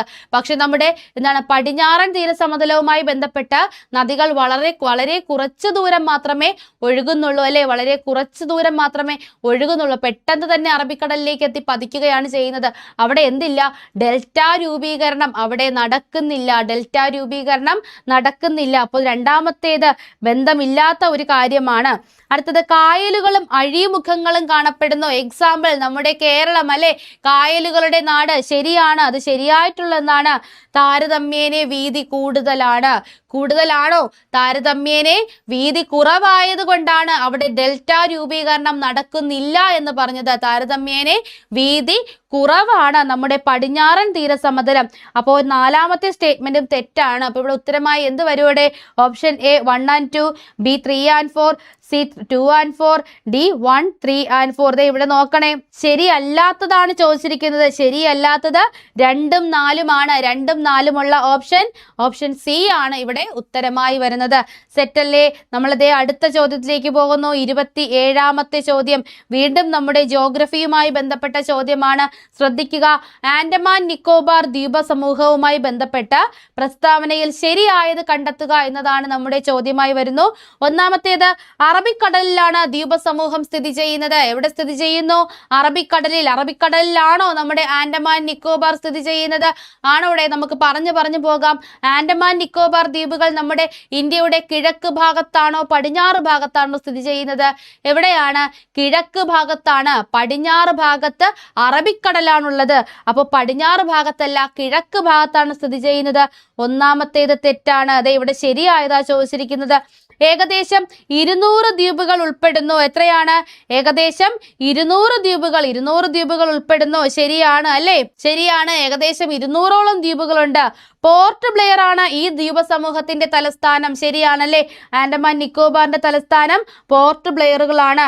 36 ദ്വീപുകൾ ഉൾപ്പെടുന്നതാണ് നിക്കോബാർ. 36 ദ്വീപുകൾ ഉൾപ്പെടുന്നതാണോ? അല്ല, അത് തെറ്റായിട്ടുള്ള ഒരു സ്റ്റേറ്റ്മെന്റ് ആണ്. എത്രയാണടെ? 19 19 ദ്വീപുകൾ ചേർന്നതാണ് നമ്മുടെ നിക്കോബാർ ദ്വീപ് എന്ന് പറയുന്നത്. അപ്പോൾ അതും തെറ്റല്ലേ? അപ്പോൾ ഇവിടെ ഉത്തരമായി വരുന്ന ഏതാണ്? 2ഉം 3ഉം മാത്രം ശരി. ഓപ്ഷൻ ബി ആണ് ഇവിടത്തെ ഉത്തരം. ക്ലിയർ അല്ലേ? അടുത്ത ചോദ്യം, താഴെ നൽകിയിട്ടുള്ളവയിൽ ഇന്ത്യയുടെ കിഴക്ക് തീരത്ത് സ്ഥിതി ചെയ്യുന്ന തുറമുഖങ്ങൾ ഏവ? കിഴക്ക് തീരം: 1 കാണ്ട്ല, 2 നവശേവ, 3 പാരദ്വീപ്, 4 ഹാൽഡിയ. അപ്പോൾ ഇത് അറിയണമെങ്കിൽ ഓരോ സംസ്ഥാനങ്ങളും എവിടെയാണ് സ്ഥിതി ചെയ്യുന്നത് നമ്മൾ കൃത്യമായിട്ട് അറിയണം. ഇതൊക്കെ ഏത് സംസ്ഥാനങ്ങളിൽ സ്ഥിതി ചെയ്യുന്നു എന്നും നമ്മൾ അറിയണം. കാണ്ട്ല എവിടെയാണ്? കാണ്ട്ല ഗുജറാത്തിലാണ് കാണ്ട്ല. നവശേവ മഹാരാഷ്ട്ര. പാരദ്വീപ് എവിടെയാ? പാരദ്വീപ് തുറമുഖം ഒഡീഷയിലാണ്. ഹാൽഡിയ എവിടെയാ? വെസ്റ്റ് ബംഗാൾ, പശ്ചിമ ബംഗാളിലാണ് ഹാൽഡിയ തുറമുഖം. അപ്പൊ ഇനി നമുക്ക് ക്ലിയർ ആയല്ലോ. എന്താണ് നമ്മുടെ ഗുജറാത്തും മഹാരാഷ്ട്രയും എവിടെയാ കിടക്കുന്നേ? പടിഞ്ഞാറ് ഭാഗത്താണ് ഗുജറാത്തും മഹാരാഷ്ട്രയും. എന്താണ് ഒഡീഷയും വെസ്റ്റ് ബംഗാളും എവിടെയാണ്? കിഴക്ക് ഭാഗത്താണ് ഒഡീഷയും നമ്മുടെ വെസ്റ്റ് ബംഗാളും. അപ്പൊ കിഴക്കൻ തീരത്ത് സ്ഥിതി ചെയ്യുന്ന തുറമുഖങ്ങൾ ചോദിച്ചാൽ 3ഉം 4ഉമാണ് ഉത്തരമായി വരുന്നത്. Option A 1 and 2, B 2 and 3, C 1 and 2, D 3 and 4. ഏതാണ് ഉത്തരം? 3 and 4 അല്ലേ? 3ഉം 4ഉം അല്ലേ? ഓപ്ഷൻ ഡി ആണ് ഇവിടത്തെ ഉത്തരം. അടുത്ത 29ാമത്തെ ചോദ്യം, ഏത് നദിയുടെ പോഷക നദിയാണ് തുംഗഭദ്ര? നമ്മൾ ക്ലിയർ ആയിട്ട് പഠിക്കുന്ന കാര്യമാണ്. Option A Krishna, B Mahanadi, C Godavari, D Tapti. ഏത് നദിയാണ്? കൃഷ്ണയുടെ പോഷക നദിയാണ് തുംഗഭദ്ര. ക്ലിയർ അല്ലേ? തുംഗഭദ്ര, ഭീമ ഇതൊക്കെ എന്തിന്റെയാണ്? കൃഷ്ണയുടെ പോഷക നദികളാണ്. 30ാമത്തെ ചോദ്യം, കേരളത്തിലെ വിവിധ വെള്ളച്ചാട്ടങ്ങൾ, ജില്ലകൾ എന്നിവയുടെ പട്ടിക ചുവടെ നൽകുന്നതിൽ നിന്നും ശരിയല്ലാത്തത് കണ്ടെത്തുക. ശരിയല്ലാത്തത് ഏതെന്നാണ് നമ്മുടെ അടുത്ത ചോദ്യം. ഒന്നാമത്തേത് വാഴച്ചാൽ തൃശൂർ, ബി ചീയപ്പാറ പത്തനംതിട്ട, സി പാലരുവി കൊല്ലം, ഡി തുഷാരഗിരി കോഴിക്കോട്. ഏതാണ്? വാഴച്ചാൽ തൃശൂർ ശരിയാണ്. ചീയപ്പാറ വെള്ളച്ചാട്ടം എവിടെയാണ്? ഇടുക്കിയിലാണല്ലേ? ചീയപ്പാറ ഇടുക്കിയിലാണ്. പാലരുവി കൊല്ലമാണ്. തുഷാരഗിരി കോഴിക്കോടുമാണ്. അപ്പൊ ഇവിടെ ശരിയല്ലാത്തത് ഓപ്ഷൻ ബി ആണ് ഇവിടത്തെ ഉത്തരമായി വരുന്നത്. ക്ലിയർ അല്ലേ? 31ാമത്തെ ചോദ്യത്തിലേക്ക് നമ്മൾ ഇതാ പോകുന്നു. 31ാമത്തെ ചോദ്യം, കേരളത്തിലെ നദികളെ സംബന്ധിച്ച് പ്രസ്താവനകളിൽ ശരിയായത് കണ്ടെത്തുക. അപ്പോൾ ഇത് ശരിയായതാണ്. നിങ്ങൾ ചോദ്യം ശ്രദ്ധിച്ചു കഴിഞ്ഞാൽ ഒരുപാട് സ്റ്റേറ്റ്മെന്റ് ടൈപ്പ് ചോദ്യങ്ങൾ നമുക്ക് ഇതിനോടകമായി കഴിഞ്ഞു. 10th ലെവൽ എക്സാം ആണ്, 10th പ്രിലിംസിന്റെ ചോദ്യമാണ്. ശ്രദ്ധിക്കുക, എല്ലാ കാര്യങ്ങളും പഠിക്കുമ്പോൾ ഡീറ്റെയിൽഡ് ആയിട്ട് പഠിക്കുക, വ്യക്തമായിട്ട് പഠിക്കുക. 31ാമത്തെ ചോദ്യം, കേരളത്തിലെ ഏറ്റവും നീളം കൂടിയ നദിയാണ് പെരിയാർ. വേമ്പനാട് കായലിൽ പതിക്കുന്ന പമ്പ നദിയുടെ പോഷക നദിയാണ് കക്കി കല്ലാർ. 3ാമത്തെ സ്റ്റേറ്റ്മെന്റ്, പാലക്കാട്, മലപ്പുറം, തൃശൂർ എന്നീ ജില്ലകളിലൂടെ ഒഴുകുന്ന ഭാരതപ്പുഴ അറബിക്കടലിൽ പതിക്കുന്നു. ഇതിൽ ഏതൊക്കെയാണ് ശരിയായത്? കേരളത്തിലെ ഏറ്റവും വലിയ നദിയല്ലേ പെരിയാർ? അത് ശരിയാണ്. നമ്മുടെ പമ്പ നദി അറബിക്കടലിൽ വേമ്പനാട്ട് കായലിലാണ് പതിക്കുന്നത്. കക്കി കല്ലാർ വേമ്പനാട്ട് കായൽ പതിക്കുന്ന പമ്പയുടെ പോഷക നദികളാണ്. അടുത്തെന്താണ്? ഭാരതപ്പുഴ ഒഴുകുന്ന ജില്ലകൾ നമ്മൾ മാതൃപ്പ എന്ന് പഠിക്കും. മലപ്പുറം, തൃശൂർ, പാലക്കാട്. അതും ശരിയായിട്ടുള്ളതാണ്. ഇവിടെ എല്ലാം ശരിയാണ്. Option A 1 and 2, B 1 and 3, C 2 and 3, D എല്ലാം ശരിയാണ്. ഓപ്ഷൻ ഡി ആണ് ഇവിടത്തെ ഉത്തരമായി വരുന്നത്. 32ാമത്തെ ചോദ്യത്തിലേക്ക് നമ്മൾ പോകുന്നു. 32ാമത്തെ ചോദ്യം, കേരളത്തിലെ ദേശീയോദ്യാനത്തെ സംബന്ധിച്ച് പ്രസ്താവനകളിൽ ശരിയായത് കണ്ടെത്തുക. ശരിയായ പ്രസ്താവന ഏത് എന്ന് നമ്മളോട് ചോദിക്കുന്നു. 32ാമത്തെ ചോദ്യം, ലോക പൈതൃക പട്ടികയിൽ ഉൾപ്പെട്ട ദേശീയോദ്യാനമാണ് സൈലന്റ് വാലി. ഏറ്റവും കൂടുതൽ ജൈവ വൈവിധ്യമുള്ള ദേശീയോദ്യാനമാണ് സൈലന്റ് വാലി. കേരളത്തിലെ ഏറ്റവും ചെറിയ ദേശീയോദ്യാനമാണ് ഇരവികുളം. 4ാമത്തേത്, വരയാടുകളുടെ സംരക്ഷണ കേന്ദ്രമാണ് ഇരവികുളം. ഇതിൽ ഏതൊക്കെയാണ് ശരിയായത് എന്നാണ് നമ്മുടെ ചോദ്യം. 1ാമത്തേത്, നമ്മുടെ സൈലന്റ് വാലി ലോക പൈതൃക പട്ടികയിൽ ഉൾപ്പെട്ടതാണ്. അല്ലേടെ? ആണ്, ലോക പൈതൃക പട്ടികയിൽ ഉൾപ്പെട്ടതാണ്. ഏറ്റവും കൂടുതൽ ജൈവ വൈവിധ്യമുള്ള ദേശീയോദ്യാനമാണ്. ശരിയാണ്. ഏറ്റവും ചെറിയ ദേശീയോദ്യാനമാണ് ഇരവികുളം. ആണോടെ? കേരളത്തിലെ ഏറ്റവും ചെറിയ ദേശീയോദ്യാനം ഏതാണ്? പാമ്പാടും ചോലയല്ലേ? ഏതാണ്? പാമ്പാടും ചോലയാണ് ഏറ്റവും ചെറിയ ദേശീയോദ്യാനം. 3 തെറ്റാണ്. വരയാടുകളുടെ സംരക്ഷണ കേന്ദ്രമാണ് ഇരവികുളം. ശരിയല്ലേ? ശരിയാണ്. ഇരവികുളത്ത് വരയാടുകൾ കാണപ്പെടുന്നു. ശരിയാണ്. അപ്പോൾ 1, 2, 4 ശരി. ഓപ്ഷൻ ബി ആണ് ഇവിടെ ഉത്തരമായി വരുന്നത്. സെറ്റാണ്. അടുത്ത ചോദ്യം, കേരളത്തിലെ ജലവൈദ്യുത പദ്ധതികളെ കുറിച്ച് തെറ്റായ പ്രസ്താവന കണ്ടെത്തുക. 1ാമത്തെ സ്റ്റേറ്റ്മെന്റ്, ഇടുക്കി ജലവൈദ്യുത പദ്ധതിയുടെ നിർമ്മാണത്തിന് സഹായിച്ച രാജ്യം കാനഡയാണ്. ഇടുക്കി കാനഡ, ശരിയാണ് അല്ലെ. മലബാറിലെ ആദ്യത്തെ ജലവൈദ്യുത പദ്ധതിയാണ് ശബരിഗിരി മലബാറിലെ ആദ്യത്തെ ജലവൈദ്യുത പദ്ധതിയാണോ? ശബരിഗിരി നമ്മുടെ പമ്പ നദിയിലാണ്. ഒന്നാമത് പമ്പ എവിടെയല്ല? മലബാറിലല്ല. അപ്പോൾ അത് തെറ്റാണ്. മലബാറിലെ ആദ്യത്തെ ജലവൈദ്യുത പദ്ധതി ഏതാണ്? കുറ്റ്യാടി. കോഴിക്കോട് കുറ്റ്യാടിയാണ് മലബാറിലെ ആദ്യത്തെ ജലവൈദ്യുത പദ്ധതി. സ്വകാര്യ മേഖലയിൽ പ്രവർത്തിക്കുന്ന ആദ്യ ജലവൈദ്യുത പദ്ധതി മണിയാർ, ശരിയാണ്. നാലാമത്തേത് ഇടുക്കി ജലവൈദ്യുത പദ്ധതിയുടെ സ്ഥാപിത ഉൽപാദന ശേഷി 680 മെഗാവാട്ട് ആണ്. ആണോ? അല്ല. 680 അല്ല, 780 മെഗാവാട്ട് ആണ്. അതേ നമ്മുടെ ചോദ്യങ്ങൾ വരുന്ന വഴി കണ്ടോ, 780 മെഗാവാട്ട് ആണ്. 4ഉം തെറ്റാണ്. അപ്പൊ തെറ്റായ പ്രസ്താവനകളാണ് ചോദിച്ചിരിക്കുന്നത്. 2ഉം 4ഉമാണ് തെറ്റായിട്ടുള്ളത്. 2ഉം 4ഉമുള്ള ഓപ്ഷൻ ബി ആണ് ഇവിടെ ഉത്തരമായി വരുന്നത്. അടുത്തതിലേക്ക് പോകാം. കേരളത്തിലെ മലനാടുകളെ സംബന്ധിച്ച് പ്രസ്താവനകളിൽ ശരിയല്ലാത്തത് കണ്ടെത്തുക. മലനാട് സമുദ്രനിരപ്പിൽ നിന്നും 7.5 മീറ്റർ മുതൽ 75 മീറ്റർ വരെ ഉയരം. ശരിയല്ലാത്തതാണ് ഇവിടെ ചോദിക്കുന്നത്. 7.5 മീറ്റർ മുതൽ 75 മീറ്റർ വരെ ഉയരം എന്ന് പറയുന്നു. രണ്ടാമത്തേത് ഉയരം കൂടിയ കുന്നുകളും മലകളും അടങ്ങിയ പ്രദേശം. മൂന്നാമത്തേത് മലനാട്ടിൽ നിന്നാണ് നദികൾ ഉത്ഭവിക്കുന്നത്. 4 മലനാടിന്റെ ഭൂരിഭാഗവും വനങ്ങളാണ്. അതെല്ലാം ശരിയാണല്ലേ. ഇതിൽ തെറ്റായിട്ടുള്ളത് ഏതാണടെ? 1 അല്ലേ? 7.5 മീറ്റർ മുതൽ 75 മീറ്റർ വരെ എന്നതാണ് ഇവിടെ തെറ്റായിട്ടുള്ളത്. അപ്പോൾ ഇവിടെ ഓപ്ഷൻ എ 1 മാത്രമാണ് ഉത്തരമായി വരുന്നത്.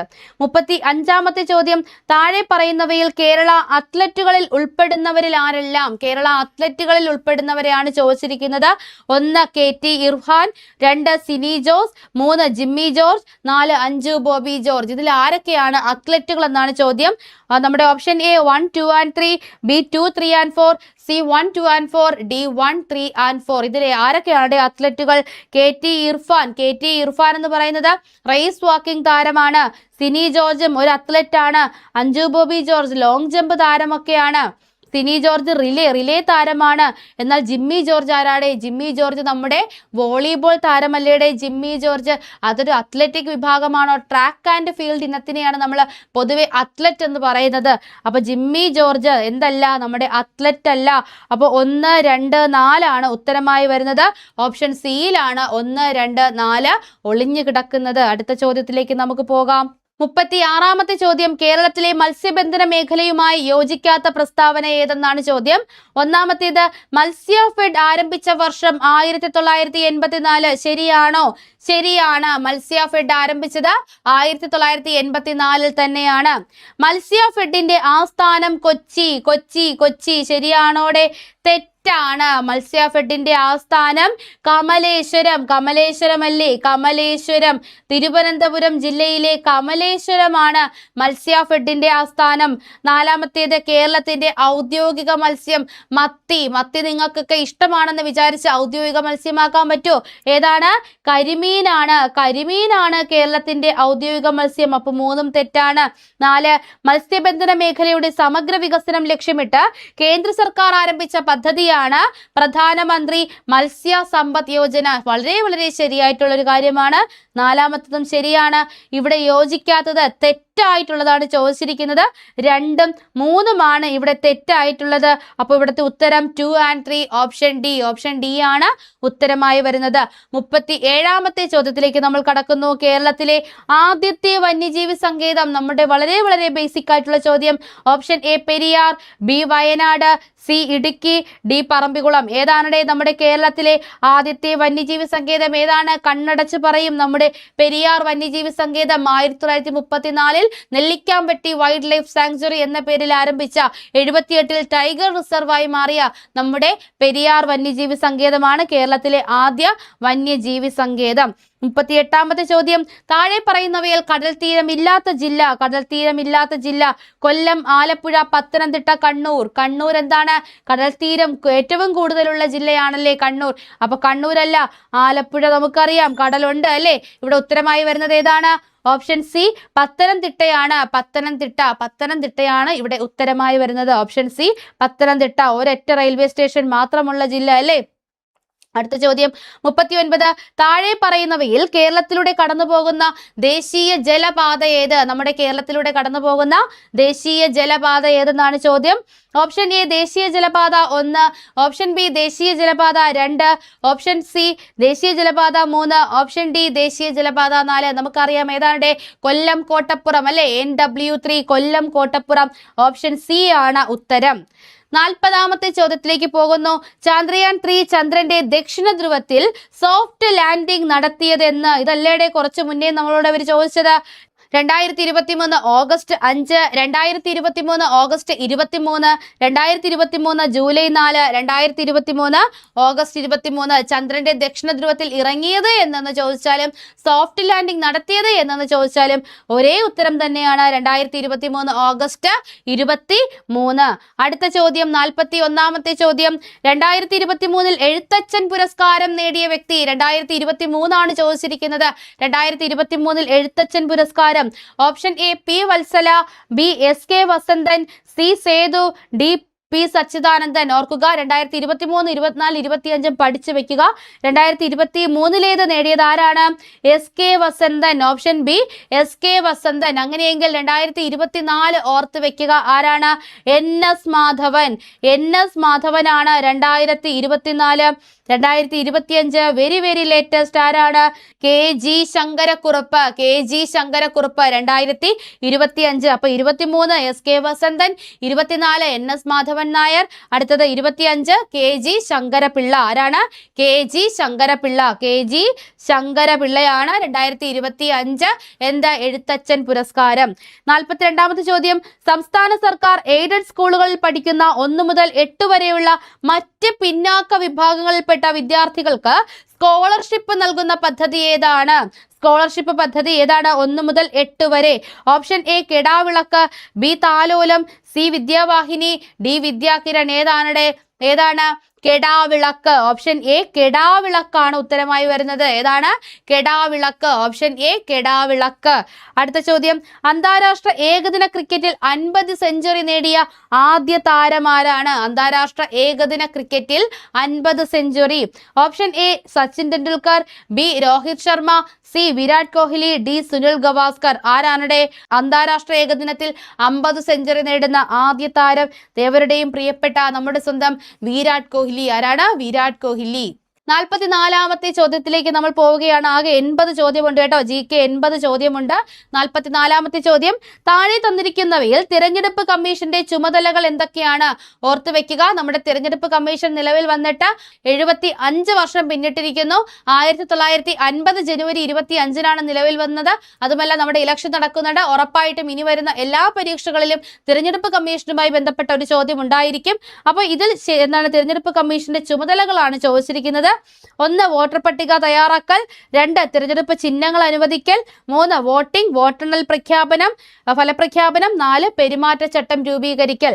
ഓപ്ഷൻ എ 1, 2, 3, ബി 1, 2, 4, സി 3 മാത്രം, ഡി ഇവയെല്ലാം ശരിയാണ്. ഏതാണ് ഉത്തരമായി വരുന്നത്? എല്ലാം ശരിയല്ലേടെ? എല്ലാം ശരിയല്ലേ? ഇതെല്ലാം നമ്മുടെ തിരഞ്ഞെടുപ്പ് കമ്മീഷൻ തന്നെയല്ലേ ചെയ്യുന്നത്? അപ്പോൾ എല്ലാം ശരിയാണ്. ഓപ്ഷൻ ഡി ആണ് ഇവിടെ ഉത്തരമായി വരുന്നത്. അടുത്ത ചോദ്യം. നാട്ടുരാജ്യങ്ങളുടെ സംയോജനവുമായി ബന്ധപ്പെട്ട് ലേനക്കരാർ തയ്യാറാക്കിയത് ആരെല്ലാം ചേർന്ന്? ക്ലിയർ ആയിട്ട് നമുക്കറിയാവുന്നതാണല്ലേ. Option A Jawaharlal Nehru, Sardar Vallabhbhai Patel, B Jawaharlal Nehru, VP Menon, C Sardar Vallabhbhai Patel, VP Menon, D Sardar Vallabhbhai Patel, Ambedkar. ആരൊക്കെ ചേർന്നിട്ടാണ്? നമ്മുടെ മലയാളിയായിട്ടുള്ള VP മേനോനും നമ്മുടെ ഉരുക്കു മനുഷ്യൻ എന്നറിയപ്പെടുന്ന സർദാർ വല്ലഭായ് പട്ടേലും. ഓപ്ഷൻ സി ആണ് ഉത്തരം. ക്ലിയർ അല്ലേ? അടുത്തതിലേക്ക് നമ്മൾ പോകുന്നു. 46ാമത്തെ ചോദ്യം. താഴെ തന്നിരിക്കുന്നവയിൽ ഖാരിഫ് വിള ഏതാണ് ഖാരിഫ് വിള? ഓപ്ഷൻ എ ഗോതമ്പ്, ബി നെല്ല്, സി പഴവർഗ്ഗങ്ങൾ, ഡി കടുക്. ഏതാണ് ഇതിൽ ഖാരിഫ് വിള? ഏതാണ്? നമ്മുടെ നെല്ലാണല്ലേ. നെല്ലാണ് ഖാരിഫ് വിള. ബാക്കിയെല്ലാം റാബിയാണ്. പഴവർഗ്ഗങ്ങളും ഗോതമ്പും കടുകും ഒക്കെ എന്താണ്? റാബി വിളകളാണ്. ഇവിടെ നെല്ലാണ് നമ്മുടെ ഖാരിഫ് വിള. അടുത്തത് നോക്കാം. 47. ഇന്ത്യയിൽ ഉൽപ്പാദിപ്പിക്കുന്ന കാപ്പിക്കുരു ഏതെന്നാണ് ചോദിച്ചിരിക്കുന്നത്. ഈ ചോദ്യം ക്യാൻസൽ ചെയ്തതാണ്. കാരണം നമുക്കറിയാം അറബിക്ക, ലിബറിക്ക, റോബസ്റ്റ ഇതെല്ലാം ഇന്ത്യയിൽ ഉൽപ്പാദിപ്പിക്കുന്ന കാപ്പിക്കുരുക്കൾ തന്നെയാണ്. പത്രം വായിച്ചു നോക്കിയാൽ നമുക്ക് ഇടയ്ക്കിടയ്ക്ക് ഇതിന്റെ പേരുകളൊക്കെ കാണാനാവും കേട്ടോ.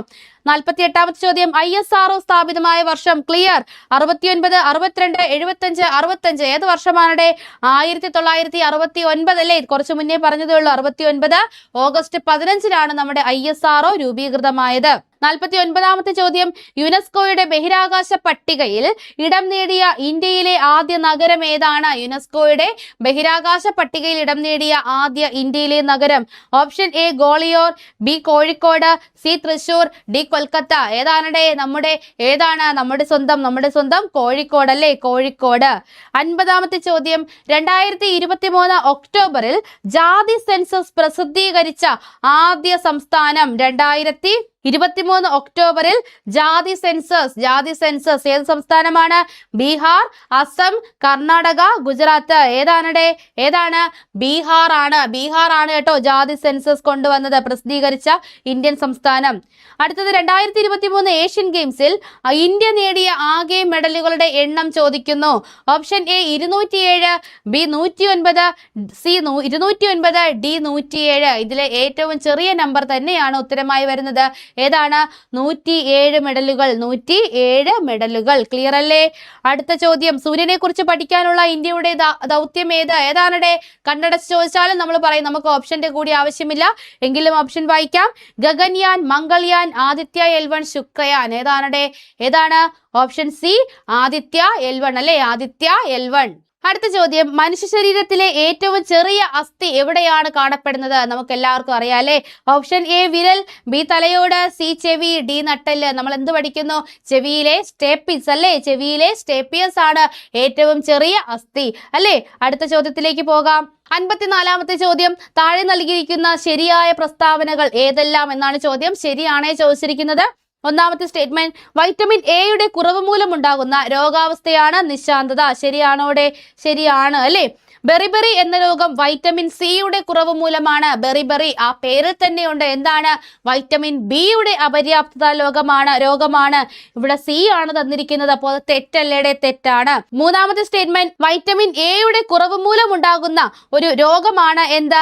വർണ്ണാന്തത വൈറ്റമിൻ എയുടെ കുറവ് മൂലം ഉണ്ടാകുന്ന രോഗമാണ്. ആണോടെ? വർണ്ണാന്തത അല്ലല്ലേ? നമ്മുടെ റോഡ് കോശങ്ങളും 2 കോൺ കോശങ്ങളുമായി ബന്ധപ്പെട്ടുണ്ടാകുന്ന രോഗമാണ് നമ്മുടെ വർണ്ണാന്തത. അപ്പൊ അത് തെറ്റായിട്ടുള്ള സ്റ്റേറ്റ്മെന്റ് ആണ്. 4 ബെറിബെറി എന്ന രോഗം വൈറ്റമിൻ ബിയുടെ കുറവ് മൂലം. അത് ശരിയാണല്ലേ? അത് ശരിയാണ്. Beriberi vitamin B. അപ്പൊ ഇവിടെ ശരിയായിട്ടുള്ളതാണ് ചോദിച്ചിരിക്കുന്നത്. 1ഉം 4ഉം മാത്രമാണ് ശരി. ഓപ്ഷൻ ബി 1ഉം 4ഉം മാത്രം ശരി. സെറ്റല്ലേടെ? സെറ്റാണ്. അടുത്ത ചോദ്യം ബുദ്ധിമാന്റെ നെല്ല് എന്നറിയപ്പെടുന്ന നെല്ലിനം ഏതാണ്? ബുദ്ധിമാന്റെ നെല്ല്. Option A Pokkali, B Ayyarattu, C Annapurna, D Pavizham. ഏതാണ്? ബുദ്ധിമാന്റെ നെല്ല് എന്നറിയപ്പെടുന്നത് ഏതാണ്? പൊക്കാളിയാണ് ബുദ്ധിമാന്റെ നെല്ല് എന്നറിയപ്പെടുന്ന നെല്ലിനം. 56ാമത്തെ ചോദ്യം കേരള വന ഗവേഷണ സ്ഥാപനം സ്ഥിതി ചെയ്യുന്നത്. കേരള വന ഗവേഷണ കേന്ദ്രം. Option A Idukki, B Peechi, C Wayanad, D Malampuzha. എവിടെയാണ് നമ്മുടെ വന ഗവേഷണ കേന്ദ്രം? എവിടെയാണ്?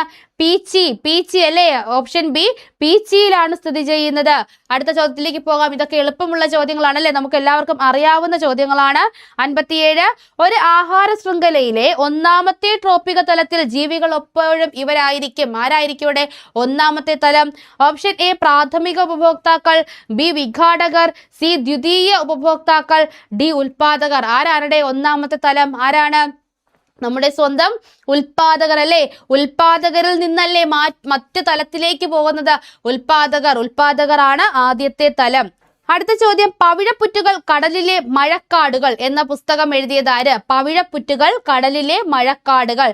Option A Varkey Mannath, B Sunny Abraham, C Joy Sebastian, D Arun Aloysius. ആരാണ് എഴുതിയത്?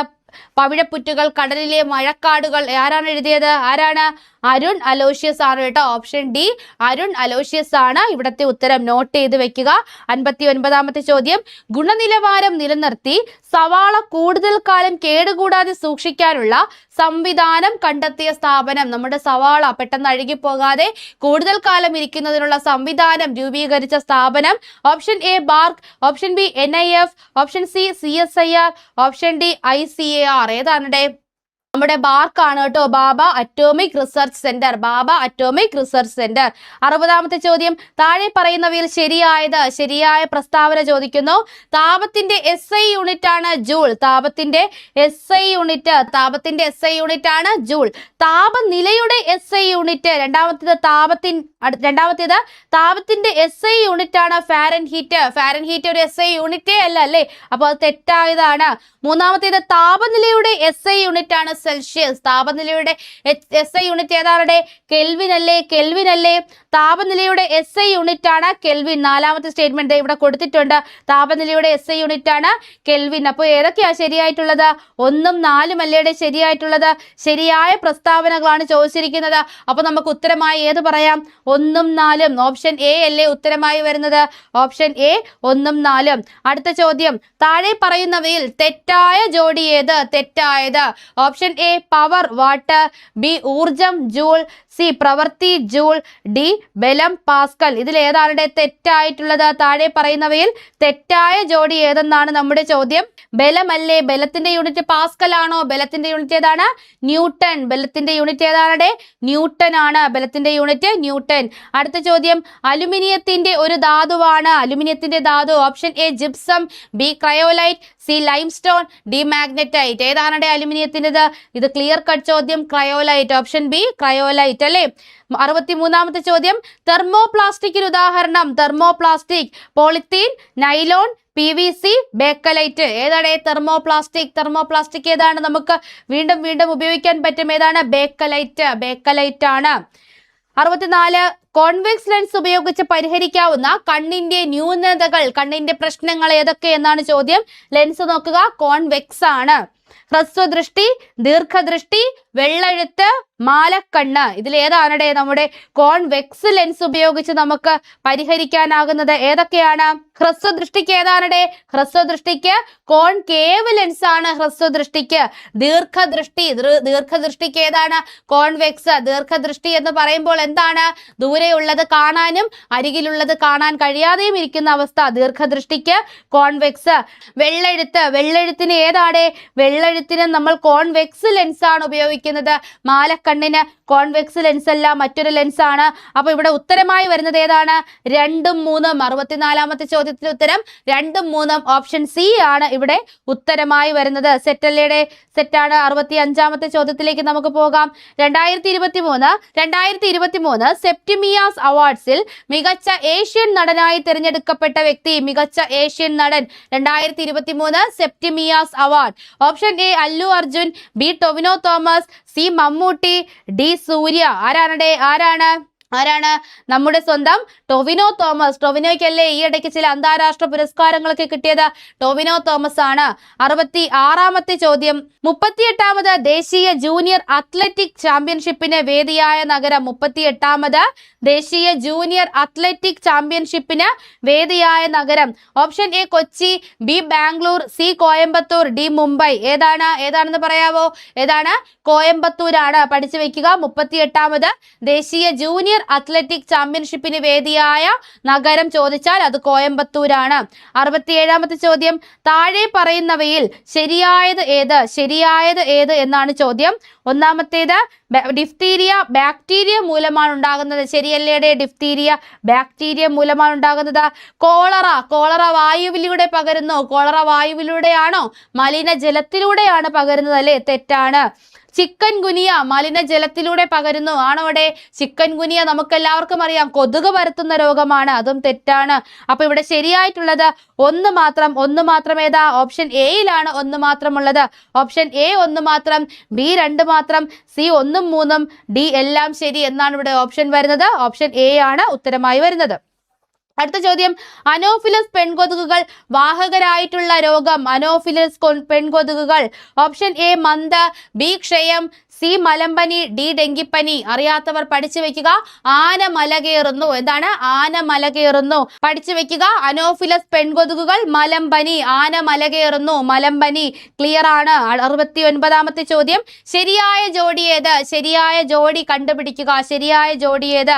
ക്ഷയം BCG, tetanus OPV, diphtheria MMR, polio, DPT. ഇതിൽ ഏതാണ് ശരിയായിട്ടുള്ളത്?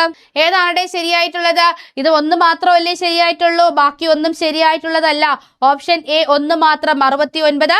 ഓപ്ഷൻ എ ഒന്ന് മാത്രം ശരി എന്നതാണ് ഇവിടെ ഉത്തരമായി വരുന്നത്. രക്തത്തിലെ ഹീമോഗ്ലോബിന്റെ നിർമ്മാണത്തിന് ആവശ്യമായ ഘടകം, ഹീമോഗ്ലോബിന്റെ നിർമ്മാണത്തിന് ആവശ്യമായ ഘടകം. ഓപ്ഷൻ എ സോഡിയം, ബി ഇരുമ്പ്, സി ഫോസ്ഫറസ്, ഡി അയഡിൻ. ഏതാണ് നമ്മുടെ ഹീമോഗ്ലോബിൻ ആവശ്യമായിട്ടുള്ളത്? എന്തിന്റെ കുറവെന്ന് നമ്മൾ പറയും? അയണിന്റെ കുറവെന്ന് പറയുമല്ലേ? ഏതാണ്? ഓപ്ഷൻ ബി ഇരുമ്പ്. ഓപ്ഷൻ ബി ഇരുമ്പാണ് ഉത്തരമായി വരുന്നത്. 71. താഴെ പറയുന്നവയിൽ ജീവിതശൈലി രോഗമല്ലാത്തത് ഫാറ്റി ലിവർ, പക്ഷാഘാതം, പ്രമേഹം, ഹീമോഫീലിയ. ഏതാണ്? ഹീമോഫീലിയ ആണല്ലേ. ഹീമോഫീലിയ ഒരു പാരമ്പര്യ രോഗമാണല്ലേ, ഒരു പാരമ്പര്യ രോഗമാണ് ഹീമോഫീലിയ. അടുത്ത ചോദ്യം, താഴെ പറയുന്നവയിൽ അവയവദാനവുമായി ബന്ധപ്പെട്ട പദ്ധതി. അവയവദാനം: താലോലം, സ്നേഹപൂർവം, ആർദ്രം, മൃതസഞ്ജീവിനി. ഏതാണ്? നമ്മുടെ മോഹൻലാൽ ബ്രാൻഡ് അംബാസഡർ ആയിട്ടുള്ള ആ രോഗം ഏതാണ്? മൃതസഞ്ജീവിനി ആണല്ലേ. മൃതസഞ്ജീവിനി നൽകുമ്പോഴല്ലേ ചിരഞ്ജീവി ആയിരിക്കാൻ പറ്റുന്നത് അല്ലേ? മൃതസഞ്ജീവിനി. 73. അശ്വമേധം പദ്ധതി ഏത് രോഗവുമായി ബന്ധപ്പെട്ടിരിക്കുന്നു? അശ്വമേധം ക്ലിയർ ആണല്ലേ.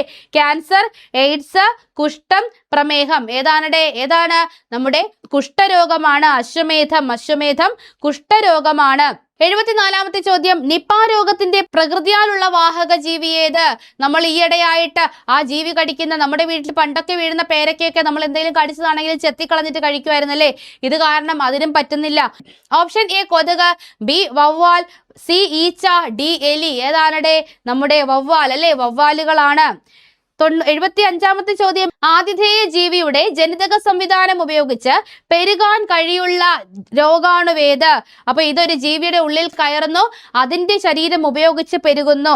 Bacteria, fungus, protozoa, virus. ഏതാണ്? ബാക്ടീരിയ ആണോ, ഫംഗസ് ആണോ, പ്രോട്ടോസോവയാണോ, വൈറസ് ആണോ? സ്വന്തമായിട്ട് ഒന്നുമില്ലാത്ത ആ ജീവി ഏതാണ്? വൈറസ് അല്ലേ, വൈറസ് ആണ്. 76. ചോദ്യം, ആയുഷ് വകുപ്പിൽ ഉൾപ്പെടാത്ത ചികിത്സാ രീതി. ആയുഷിൽ ഉൾപ്പെടാത്തത് ആയുർവേദം, ഹോമിയോപ്പതി, അലോപ്പതി, യുനാനി. ഏതാണ്? നമ്മുടെ ഇംഗ്ലീഷ് മരുന്ന് എന്നൊക്കെ നമ്മൾ പറയുന്ന ഏതാണ്? അലോപ്പതി ആയുഷിൽ ഉൾപ്പെടുന്നില്ല.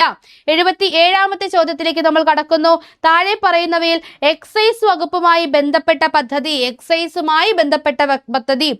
വിമുക്തി, ജീവനി, ഉഷസ്, മിഠായി. ഏതാണ്? എക്സൈസുമായി ബന്ധപ്പെട്ടത് ഏതാണ്? വിമുക്തിയാണല്ലേ. വിമുക്തി നമ്മുടെ ലഹരികളിൽ നിന്നൊക്കെ നമ്മളെ വിട്ടു നൽകുന്നതിന് വേണ്ടിയിട്ടുള്ള പദ്ധതി ഏതാണ്? വിമുക്തി. 77 വിമുക്തി. 78. ചോദ്യം, സർക്കാർ ജീവനക്കാർക്ക് വേണ്ടിയുള്ള ഇൻഷുറൻസ് പദ്ധതി. ഇതടങ്ങിയ സമയത്ത് എല്ലാ പരീക്ഷയിലും ചോദിക്കുമായിരുന്നു. ലീപ്, ആരോഗ്യ കിരണം, മെഡിസെപ്പ്, ആശ്വാസ കിരണം. ഏതാണ്? മെഡിസെപ്പ് അല്ലേ, മെഡിസെപ്പ് നമുക്ക് എല്ലാവർക്കും അറിയാം. 78 ഓപ്ഷൻ സി.